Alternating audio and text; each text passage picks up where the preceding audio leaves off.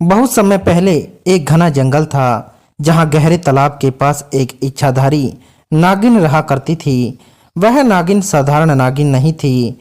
उसके पास अपनी इच्छा अनुसार रूप बदलने की शक्ति थी।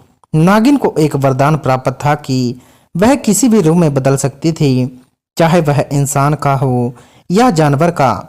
नागिन उस जंगल में शांति से रहती थी और तालाब की देखभाल करती थी।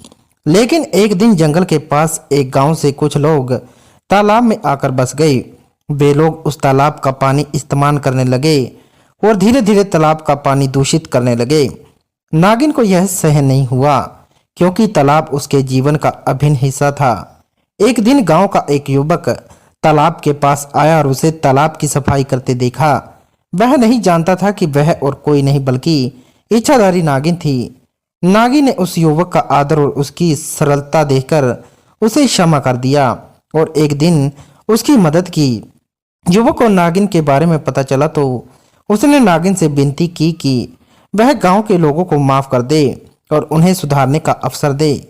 नागिन ने युवक की बात मानी और गांव वालों को चेतावनी दी कि अगर उन्होंने तालाब का ध्यान नहीं दिया तो वह अपने असली रूप में आकर सभी को दंडित करेगी। गांव वाले डर गए और उन्होंने तालाब की साफ सफाई का ध्यान रखना शुरू किया। धीरे धीरे तालाब फिर से साफ और सुंदर हो गया। युवक और इच्छाधारी नागिन के बीच मित्रता हो गई और नागिन ने उस युवक को अपना जीवन का रहस्य बनाया। उसने कहा कि वह केवल तब तक इच्छाधारी है जब तक उसकी सेवा करने वाला सच्चा दोस्त उसे नहीं मिल जाता। युवक की सच्चाई और ईमानदारी ने नागिन को उसकी वास्तविकता से मुक्त कर दिया और वह एक साधारण सांप बन गई, जो अब इच्छाओं से परे शांति से जीवन बिताने लगी। युवक ने तालाब की देखभाल जारी रखी और गांव में शांति बनी रही।